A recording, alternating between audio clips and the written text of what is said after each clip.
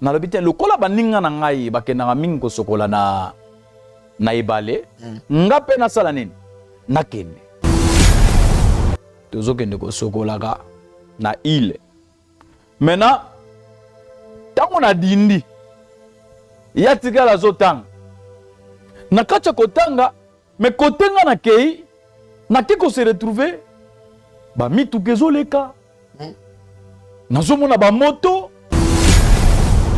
na comprendre te naza wapi le na s'apparaître ni na bisika na kendaki na s'apparaître na bilamba na nga oyo nga na tiki na comme on dirait mutu moko abungi je dis bien na âge ya 8 ans namoni mwana mwasi moko aye koyamba ngai samai na se ya mai omona mai te boye donc ozomona kaka mokili ayebisi ngai babenga nga kombo na ngai Marguerite namoni mwana mobali moko mbinga mulai abimeli etango abimeli bango nyonso bagunzami tango batie mbeli na moto bazwi mbeli wana bazikisinga prochainement nakolata nanya mukuse nalakisa batu bazikisinga na kati ya kozikisanga na gangi eyaki kosala ke na ndima makambo nyonso bango bazoloba bayebisinga tokotika yo ozonga kasi komeka koloba te sokolobi okokufa nakolala pongi nazo se retrouver toujours naza na kati ya mai na surtout que boy moyen naloba pe ezate nalali naye komona grand maître lukola le kufacha asapparaître ayebisinga naza na posta na nayebi na bo moto boye nayebi kindu te nayebi namona yango te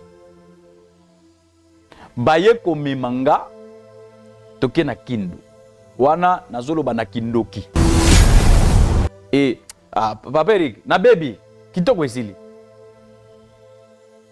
na kokoma place wana kitoko esili balatisaki nga kitoko moko mpona nakweisa kaka basi et finalement tango toye kozonga baye kotianga nakoma sikoyo ange ramasseur de papier mouchoir na kati ya monde spirituel ya liboso tozalaka na ange oyo abengami na kombo ya Orisha Orisha aza ange oyo ye akendaka mingi na bahopito biso batonga bazotu babiso tonga soki babimisi tonga moni makila ne maka bazwi coton bapesi oso zipi yango etango ozipi après quelque temps osala ni et osali nini obwaki batonga wana nyonso Orisha musala na ye ezalaka koya korécupérer bamakila wana na kati ya kotrava yango okocomprendre mosakoli okoya kocomprendre ke bato bazokota hôpital babiki babimi mais après quelque temps basali nini azongi lisusu yango omona mutu akotaki hôpital abimi après kobima azane pe lisu maladi te azane kaka bien et puis sima sali nini akufi yango okomona mibali ebele ba oyo baza na kati ya monde na biso soki azwi mwasi eloko ya liboso ole asala normalement ndenge nzambe asali position ya mwasi na mobali akobana kosenga toujours na sima na anisi okomoni mwasi atie biloko wana ba oyo nalobi bananya bamatoi pe atie a pe aperce tikala koyebaka nani ya chaînette wana ya lokolo aza agent na biso. Shalom peuple de Dieu, Nzamba Pambola Bino na mabota nyoso tu, bandeko nyoso tu ya Chebiso TV, obolandaka Chebiso TV. Oyebo yebi le prophète Josué Kitula munongo chaque fois nazaroleka pona kosenga lisungi. Lisungi na yo, lisungi na ngai et que ça la ke bana obaboko na malamu. Tozo koloba chaque fois que on n'a pas de possibilité, toza na makokité pona koluka moya kolesa bana oyo.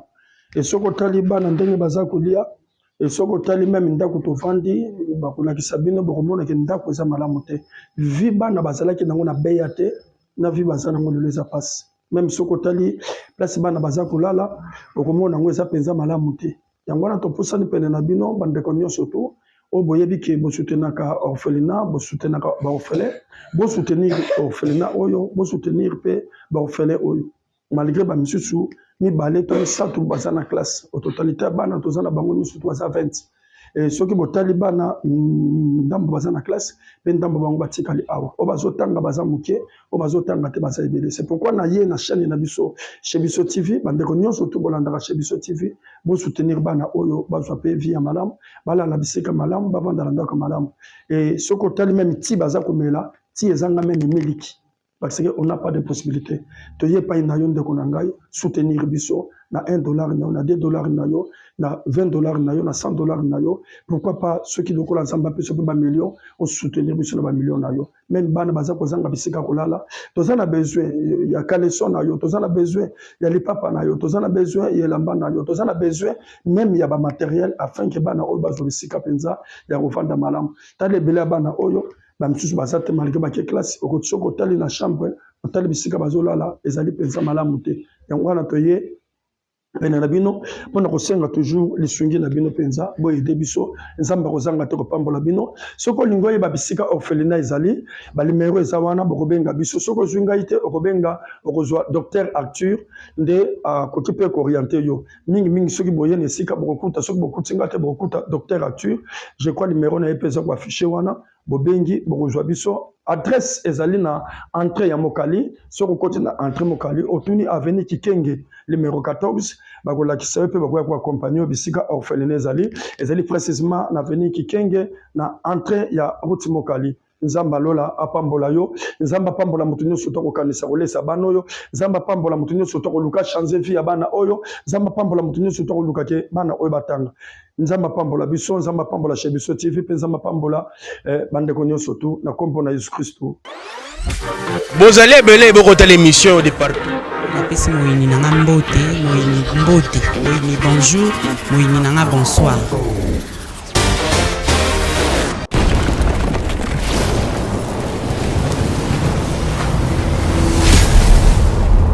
chez biso télévision chaîne oyo ekokani na yo. Shalom, shalom bandeko nyonso oyo bolandaka biso babone nyonso ya chez biso télévision na émission malamu oyo bosepela nango so momunde kit oyo ezaka Paul Desta ou soit Elias Ayambi batuna ayambaka wana de kit mususu bomone échanger c'est-à-dire eza pas une fois émission ya sika oyo écoute déjà na kati ya notre chaîne mais nga souvent mingi bomona na Bravo Jésus bomona Paul Desta et puis bomona une émission moko sur les débats de bomona mingi naza trop mingi mambo ya pasteur trop mingi ma spiritualité de bomona mingi et biso awa na kati ya Paul Desta surtout nga na yambaka des hommes de Dieu oyo baza d'abord na réputation malam bazali père comme père donc la tata ya molimo ya bana père le roi père de la maison donc il a une femme azapena bana né dans l'andaka et puis troisièmement mais on a eu siège na église zapi est-ce que ça visionnaire toi ça visionnaire te t'aider aussi na eu parcours ya mutu abimeli wapi auti wapi parce que le lotan pour moi na mutaebo ah papa prophète osu nani auti wapi ba eli susu non c'est un homme de Dieu c'est vraiment un homme de Dieu. Tu peux dire mais merci pour na Maramazo c'est la biso na Katia chez biso télévision. Merci encore une fois à notre DG na komba Cheikh Mukadi ainsi que Elias notre cordon. A bonne guérison pas de niche mon solo. Nzambe ya songa a telemazo la musala na ye ainsi que musala na ye qui est malamu. En tout cas le beau kwanza to prier pour nango nzambaza na ye. Biso atako toza éprouvé parce que na tiko bungisa noko na ngai propre le ka maman nanga mais musala za ko obligé que toya tosala musala bande konos bala na Paul Desta lelo na liboza na bozala penza ya koyuka et puis bozala scotché pour boyoka pe bomona il s'agit de qui au thème na kati ya plateau ya mukolo ya lelo. Shalom l'homme de Dieu. Shalom monsieur le journaliste. OK.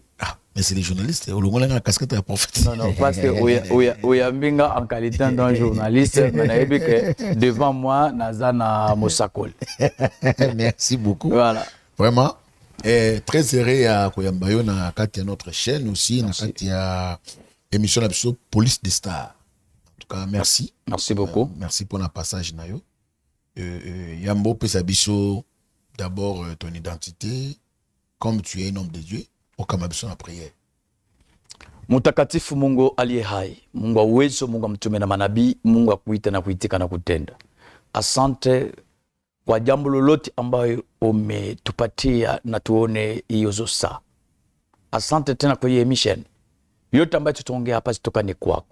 Na isaidie watoto wa Mungu, ifariji na ilete uzima. Katika uwepo zako Bwana Yesu Kristo Mungu aliye hai. Nimesema hivyo. Amen. Amen. Voilà, what is presque langue oyo na message mingi ko utiliser. Waneza Swahili ya bora, Swahili no pas, et il y a des Swahili. Mais on a yo qui yango. Bon, eza Swahili mélangé. Donc na salili Swahili bora na koti sindambu ya Swahili normal. OK. Les noms, c'est qui? Docteur, prophète, bishop, évangéliste, Saint-Père, archipape, diacre.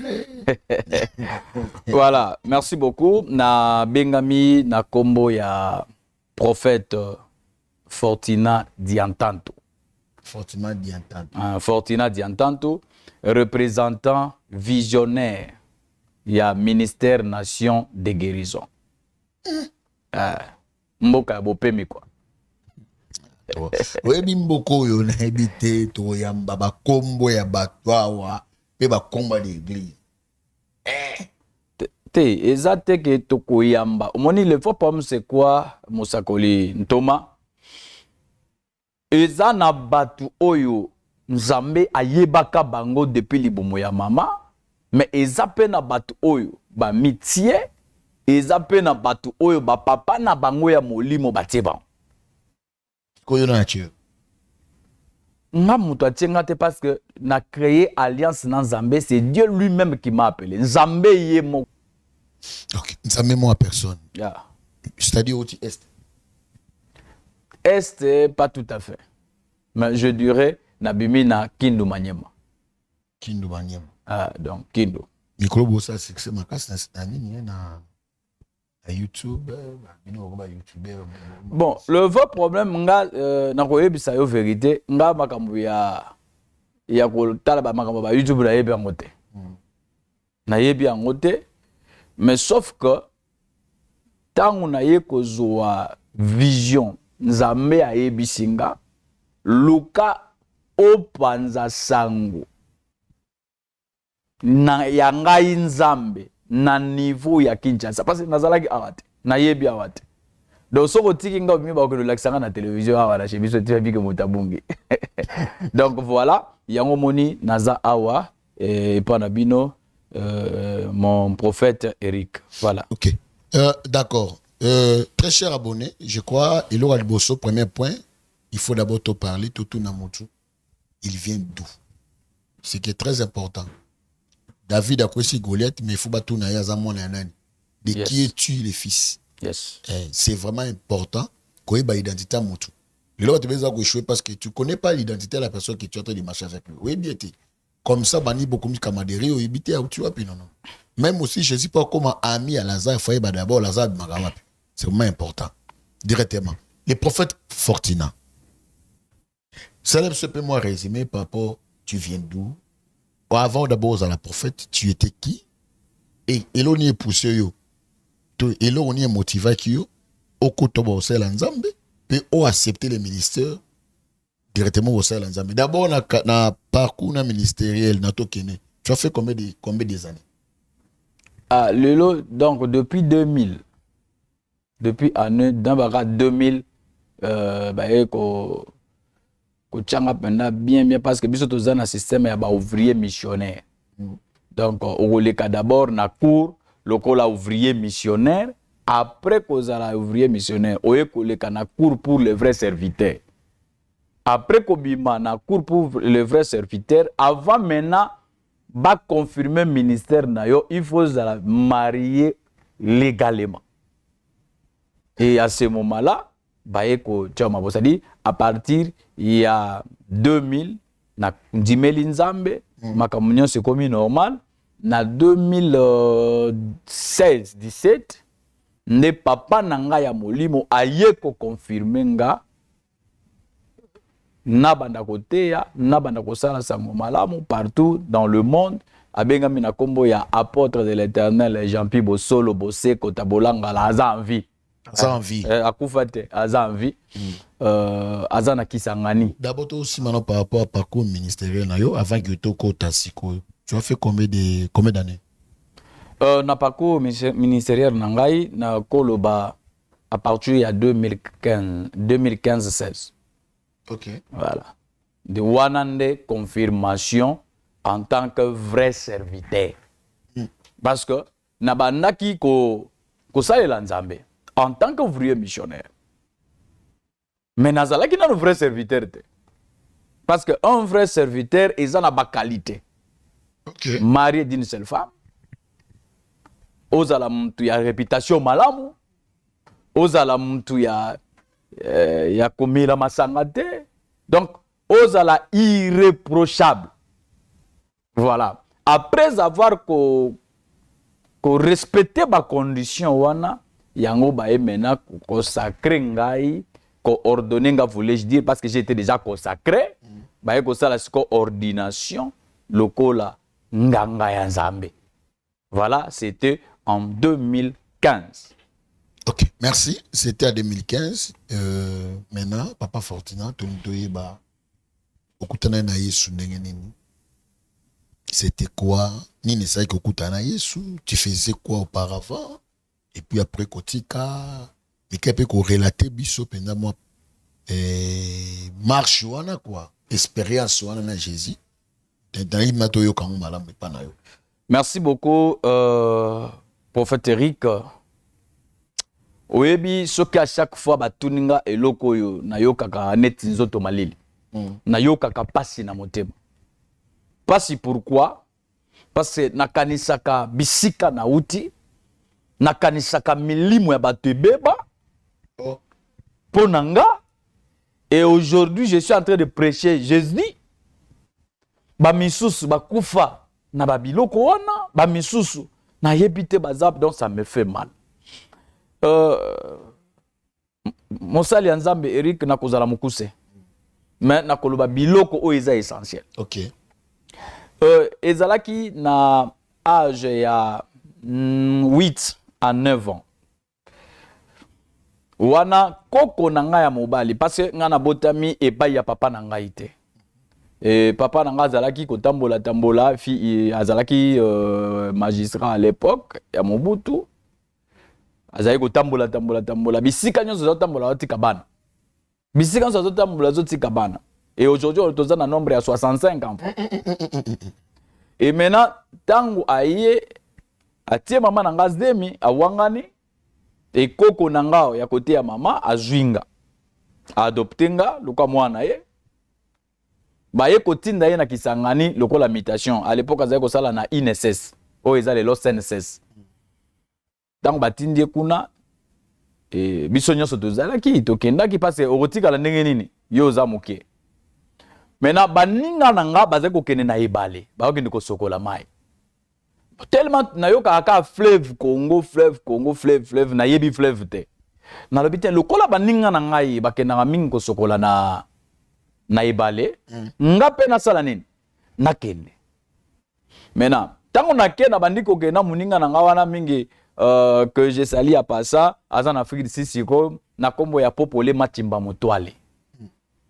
Maintenant, toke to sokoli premier jour, to zongi, azui mbila, to tafuni mbila, azui mwa mafuta wana, upakoli nlongi. Po esalo pembe te baye bateko uti pale.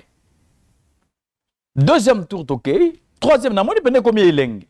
Babandiko lakisanga neta konenga ko nager, bazo simbaka nga na se na libumu, albetaka makolo, tchaka maboko, nazo yekola. Maintenant, to bandiko sala na yebite so abenga onga bongo na lingala nazo meka lingala pona makamusu na weba te. Tozoko taka sous-marin babenga sous-marin. C'est-à-dire au côté sous-marin muninga koto atikali abandi kotanga 1 2 mutakoleka muninga kwa na ba nombre yaza isiko soka koti na bandi kotanga papa tamso 100 monsieur yo umeli e comme tu nanga ngape na koti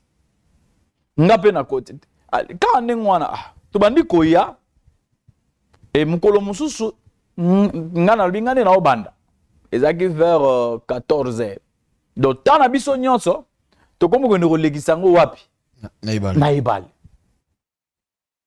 bato bayebi na kisangani shit wa Genya ezalaki ba côté ya shit wa Genya tozokende ko sokolaka na ile maintenant tango na dindi ya tikala zotanga na kacha kotanga me kotenga na kei na kiko se retrouver ba mitukezo leka nazomona ba moto nazomona batu mais na comprendre te naza wapi ole na s'apparaître ni na bisika na kendaki na s'apparaître na bilamba na nga oyo nga na tiki et na comme on dirait mutu moko abungi je dis bien na âge ya 8 ans namoni mwana mwasi moko aye koyamba ngai samai na se ya mai mais omona mai te boye donc ozomona kaka mokili mais nzoka naza na se ya mai mwana mwasi wana aye koyamba nga ayebisi ngai babenga nga kombo na ngai Marguerite ngana Marguerite alobi nazali démon ya séduction mwasi oyo a séduire mibali. Bon, na âge wana na yebaki te séduction eza nini na trouver on rien que normal. Tokei ameminga na kacha komemanga na moni tokoti na mwanda komoko boye munene abandi ko présenter nga batu. Mais na kati ko présenter nga batu ngana za na kati ya somo. Nazo banga batu ngana yebite. Na bimeli wapi? Na mboka nini? Na kobanda kobenga nani? Papa Eric, nazo yoka nzote zokota malili. Namoni mwana mobali moko mbinga mulai abimeli. Etango abimeli bango nyonso bagunzami. Me bilongi omona te. Balati bilamba moko ya noir boye ba chapeau lokola rouge mena ba zipi yango batie ba madusu. Batie ba madusu ya munoko ya zolo tout ça. Mena mutu akotaki ayebisinga jeune lion boye imalamu. Tanga lobi jeune lion boye imalamu na yoki bato nyonso bazongisi umela grand maître lukolela kufacha na lobi nga suko na tikali na ngabi grand maître lukolela kufacha na bloqué yango na moto atindinga na mwana mwasi wana alobi bokende na ye na labo. Bon, tout ce que bazali ko sala prophète Eric nazali ko comprendre te eza nini vraiment toke na labo na mokuse bayebisinga tokosala yo ozala mutu ozala célèbre oyebana na mokili oyo soko ndimi kosala na biso mais soki na ndimi kosala na bino nasala na bino nini alobi biso nde tokoyeba nini tokoyebisa. Papa Eric na boyaki bon wana nazaki mbangiste nazo semela kimbangiste na bandiko loba papa Simo Kimbangu sunganga bango bazoseka na yaki kozwa décision ya koboya toujours catégoriquement.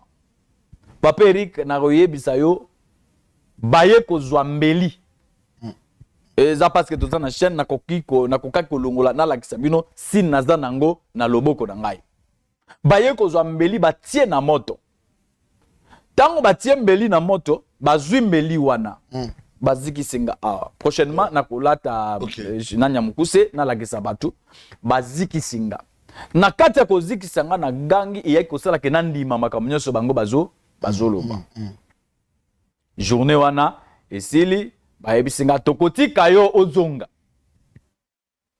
kasi komeka koloba te soko lobi okokufa nalobi na koloba te parce que nayokaki déjà moto ya kozika wana ya loboko ya mbeli batiaki na moto naye kozonga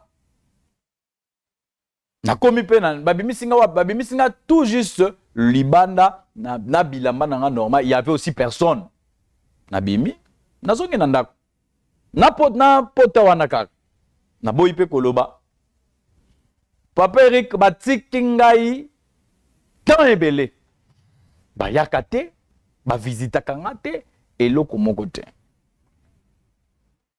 eye kokoma na 99 nalobi bien 99 ebandi kosapparaître lisusu nakolala pongi nazo se retrouver toujours naza na kati ya mai na surtout que boy moyen naloba pe ezate et si je me trompe pas ezalaka le 25 février 1999 nalali naye komona grand maître lukola le kufacha asapparaître ayebisinga naza na posa na yo mais nakobandela ndenge alobelinga kende kaka bisika oyo kotelaka nazongi pe na bino sino te na oya kokufa wana deja nakoli nakomi mati nakei nakoti nakomi pe na kati kuna bayambi ngenga pe lisusu boye ibolam chose de grave balobi esengeli to baptiser yo nakobaptiser ngai balobi tokosala yo cérémonie na Manyema cérémonie na Manyema na Kindu me wana biso tozana na Kisangani nayebi na bomoto boye nayebi Kindu te nayebi namona yango te baye komemanga toke na Kindu wana nazoloba na Kindoki ça dit donc il va initier qui déjà oui tango zaide na mai tango nazalaki na se na mai bazalaki déjà signe oyo bango batiaki nga ezalaki signe ya elembo na bango ya initiation parce que babengaki nga déjà un jeune lion et papa Eric na baby kitoko esili nakokoma place wana kitoko esili balatisaki nga kitoko moko mpona nakweisa kaka basi donc baitilizaki nga na ndenge balingi na bebisi bavia batu etango baye kozwa nga balobi bakende kobatize nga na Manyema natuni bango pourquoi Manyema balobi nde kote makila na yo euta esengeli ozala batize kuna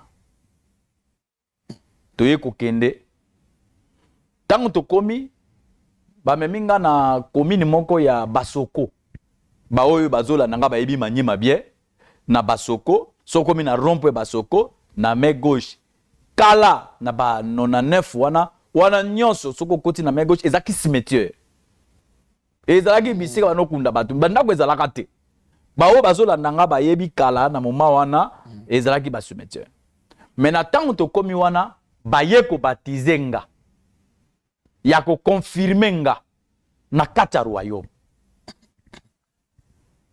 etango ba confirmer nga na kati ya royaume na likolo ya ba cimetière wana bazui 4 mabanga batie boye balobi tokotongaka église awa nalobi église je n'ai pas compris bake kotinda mutu akene kobenga jeune moko azaki pe jeune tazaki déjà papa Mosakoli na mboka moko babengi Lokando. Mais na tango ake ko bake benga mutu na baye na ye bakomi na esika nga nazalaki balobi topesi yo pouvoir ya kopambola ye. Nalobi pouvoir ya kopambola ye. Balobi parce que grand maître Lukolale Kufacha a bengaki déjà jeune lion. C'est-à-dire yonde ozopambola ba jeune lion nyonso o bakoya. Azala papa, azala mwana, maza jeune lion. Yo faut pambola. Na pambolier na installé na lobi à partir à lelo okozonga lisusu na mboka na yo ya oyo zalaki te ozotikala na Manyema awa place au cimetière ezali okoluka ndako quelque part kuna okovana.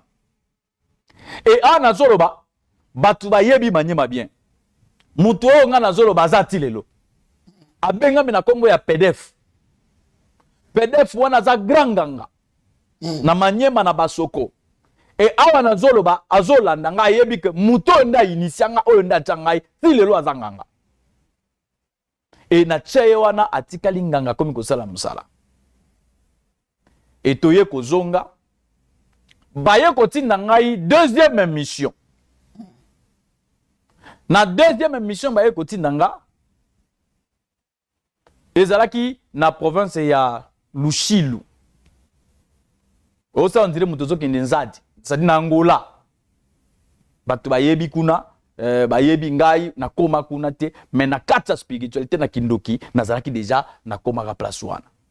Et tozalaki ko coopérer na mama moko to chakie batu be elbele nga na zoloba bayebi abandaki komelisa ba jeune mabele na yepo oyo azana posa mbongo azana posa richesse et tout ça azalaki wana mama wala biso nde to chakie po abanda ko sunga ba jeune batu kopesa mbongo ba biloko na ndenge ya molili. Et finalement tango to ye ko zonga baye ko changa nako masikoyo ange ramasseur de papier mouchoir. Voilà un peu en bref. Ok. Des ramasseurs de papier mouchoir, ne bachaki. Ange. Ange. Ramasseur, il y a pas papier mouchoir. Ok. Si tu as la deuxième étape, pourquoi? Papier mouchoir en haut. On a ça en nini. On a le coton pourquoi? Parce que tu as fait sur mission, c'est que bah ça qui est préalable, ça dit tu connaissais que si on a sali boy pour na sala boy. Donc na deuxième partie on a bah le gars check yo ange de ramasser papier mouchoir. Pourquoi quand on a ramassé papier mouchoir pe basa na nini? Oui, omoni Papa Eric. Na kati ya monde ya ténèbres. Baza na organisation koleka biso. Na lingi na fongole lokomoko. Okolanda batu mususu ki baleki bazosala témoignage. Okomona bakotanga bakombo ya banganga mususu ba maître mususu tout ça. Eza ba clan na ba clan. Na kati ya monde spirituel. Ya liboso tozalaka na ange. Oyo abengami na kombo ya Orisha. Orisha aza ange oyo ye akendaka mingi na ba hôpitaux. Landanga bien papa. Orisha. Ba Orisha. Aza ange oyo akendaka mingi na ba hôpitaux. Omoni tango ba betaka batiaka biso batonga, bazotu ba biso tonga. Soki ba bimisi tonga. Omoni makila ne maka. Bazui coton. Ba pesi oso zipi yango. Et tango zipi après quelques temps osalani. Et osali nini? Obwaki. Batonga wana nyos Orisha musala na ye ezalaka koya ko récupérer ba makila wana. Oyo ezana ba coton. Oyo ezana ba coton, oyo ezana batonga. Seigneur Jésus-Christ Nazareth. Maintenant, tango azozwa yango akoya nango na monde spirituel, c'est-à-dire et pas na biso na deuxième monde. Maintenant, toko travailler ba makila wana. Nazo koma na place à papier mouchoir. Toko travailler yango. Na kota ko travailler yango ko comprendre Mosakoli. Okoya ko comprendre que batu bazokota hôpital, babiki, babimi, mais après quelque temps basali nini? Azongi lisusu. Maintenant, soko za faible. À ce moment-là, tozu esprit na yo. Yango omona muta akota ki hôpital abimi, après kobima azane pe lisu maladie te. Oui. Azane kara bien et puis si masali nini akufi. soit ayoka ika mutu pasi ake na hôpital batie ka perfusion na kote perfusion akufi bino boko interpréter bolobi eza poison nzoka eza poison te eza musala ya démon orisha po ya zalaki ange ya kolokota uniquement ba makila wana po na koya ko travailler yango maintenant pourquoi ba yaki ko charger ngai ange ya kozala toujours po na ko ramasser ba papier mouchoir omoni mosakoli Eric papier mouchoir oyo tozo négliger lelo papier mouchoir oyo eza na ezozwa ba vie na biso mobimba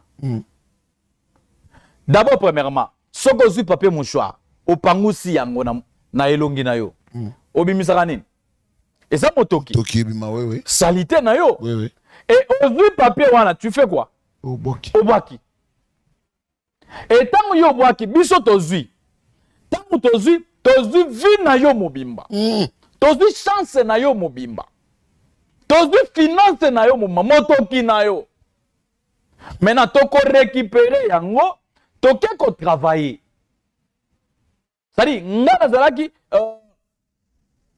nakotambola ta 17 ou 20 mboka na mbala moko po na ko récupérer rien que ba papier mouchoir maintenant tango tokozwa yango tobandi kokende kotikela yango ba disciple na biso banganga o biso to établir maintenant neti papier Eric naki kozwa kisi ya mbongo oyo biso tokopesa yo eza mbongo ya mitoki ya batonga na lokotaka na papier mouchoir na biso la dinga place wana oui très bien tozwaka nde bongo maintenant topesi bakomi ko travailler maintenant soki oza makila makasi que tozokoka yo te la première des choses qu'est-ce qu'on fait tobwake lio maladie ya babouton yango komona mutu mosusu babouton eza ye na elongi asa changer bamafuta na bamafuta mais ezosimba te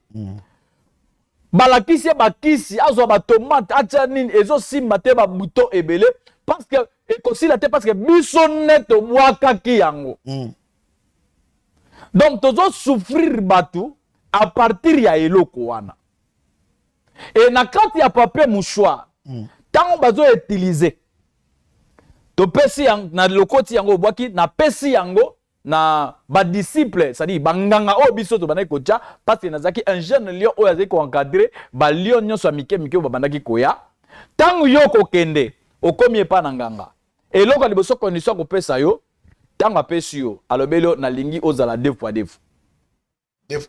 ministre justice aboyam oui alobi ozala deux fois c'est-à-dire muninga oza mobali mais muninga no mobali alalaka na yo. Or en réalité na nzoto na biso bato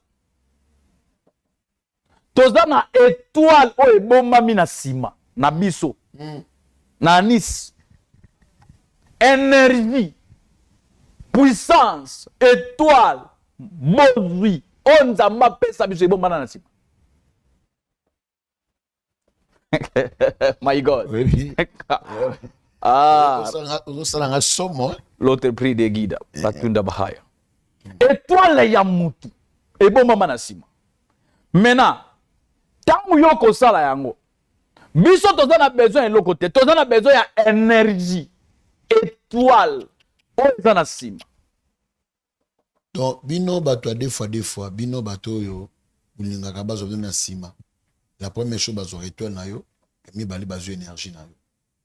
Yamba bazo énergie na yo. Donc to qui ne peut donc les témoignages les lots tozwa une grande partie de témoignages wana nanu et puis to yo continuer ngo après mais quand peut ko recadrer biso pendant 5 minutes pour 5 minutes moi exhortation pour prier pour na bato.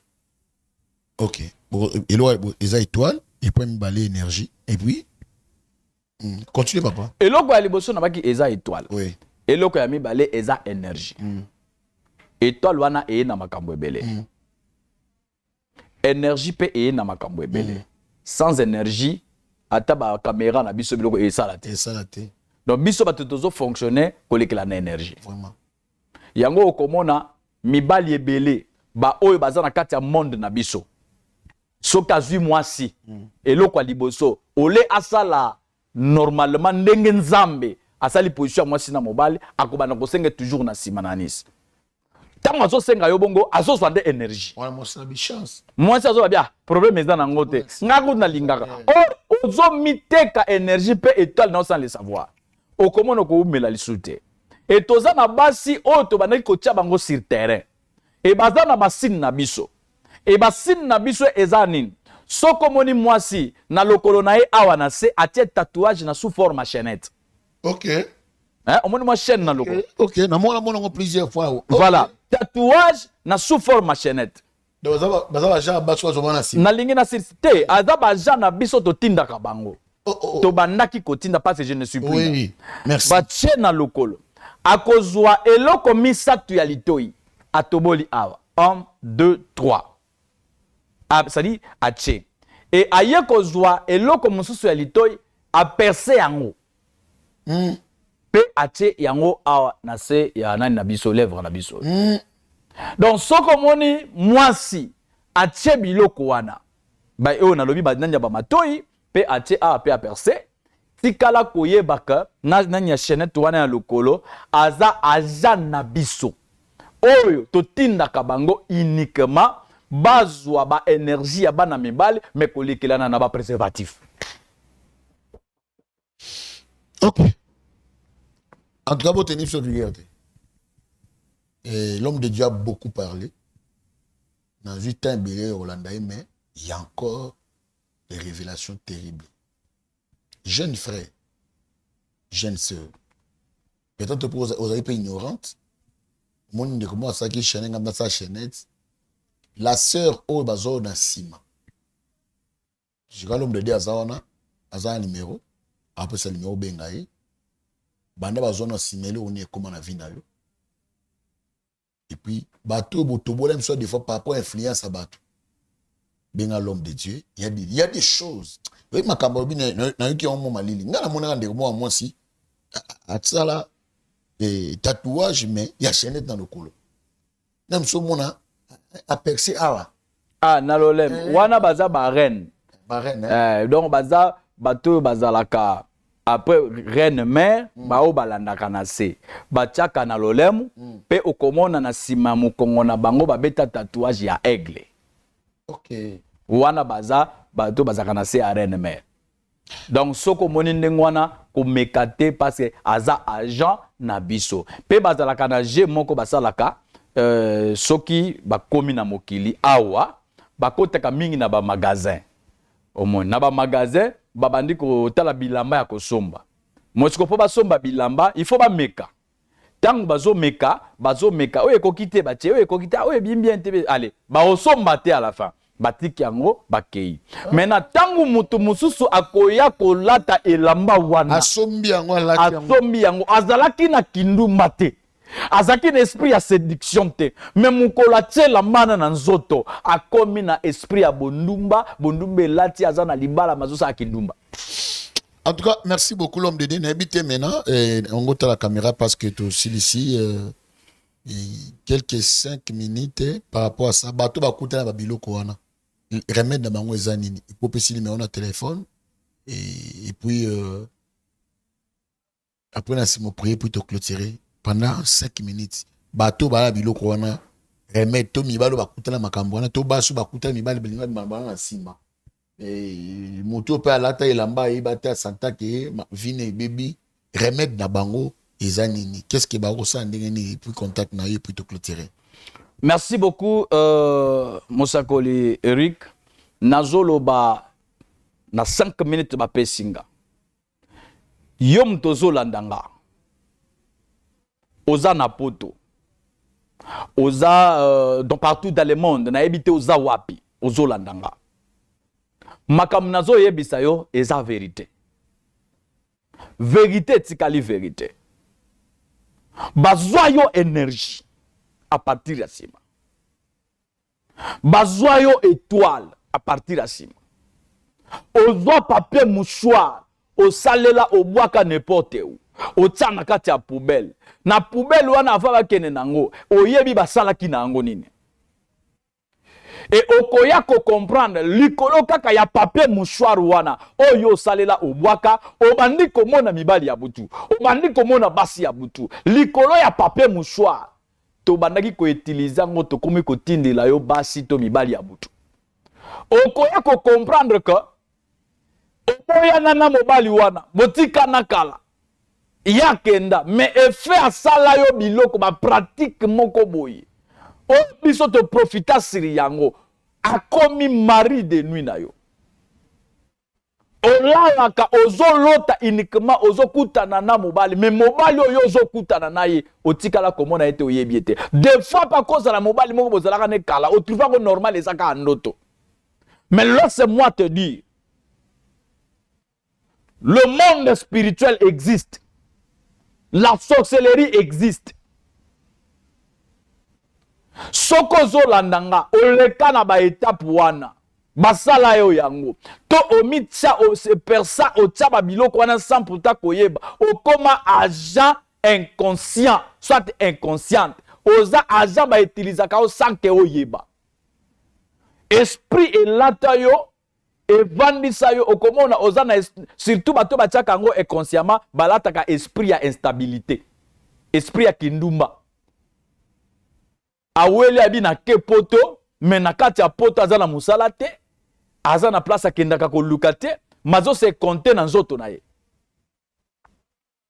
mobali nyonso olala na mwasi ya lolenge wana yeba deja oza na kati ya captivité okangami yango omona ovandi na poto ndeko depo okenda donc ezobima te mikanda eza te parce que oza utiliser na kati ya monde ya ténèbre mutu nyonso okutana na eloko ya ndenge wana je veux prier mais avant nasambela numéro na nga téléphone yango yo plus 243 81 34 10 435 plus 243 81 34 10 435 81 34 10 435 yango de numéro nanga soko benginga okozwanga si WhatsApp na appel normal eza problème te na kosambela pona ope na ko orienter na biloko mususu oyo yo yebite parce que awe eza tant tozo salela ngonga moyen na dévoiler biloko mususu ya kati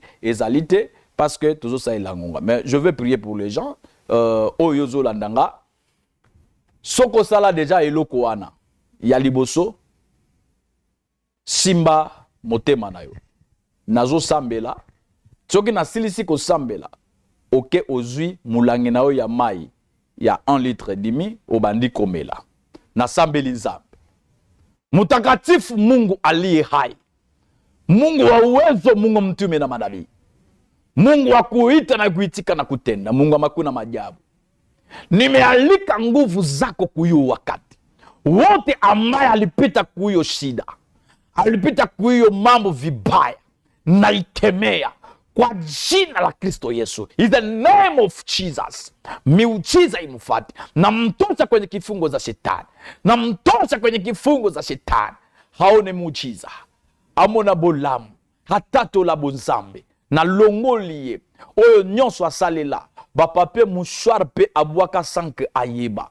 Na yebiete nzambe na kolakisa bango. Lolenge nini bakosalela lisusu papier mouchoir opo bazwa bango te. Na komo na Yehoshua amashia. Na bondeli na kondima pe na lobi. Amen. Nzambe apambola biso. Na lobi plus 243 81 34 10 435. Que Dieu vous bénisse.